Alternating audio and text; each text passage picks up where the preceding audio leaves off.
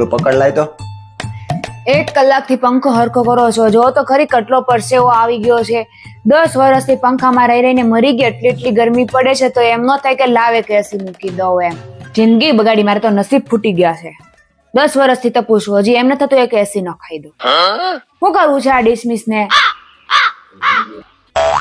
હાલો ભાઈ, તમને કેટલી વાર કીધું અમારી ઘરમાં એક એસીની જરૂર છે. મારી વાઈફ નથી રહી શકતી પંખામાં.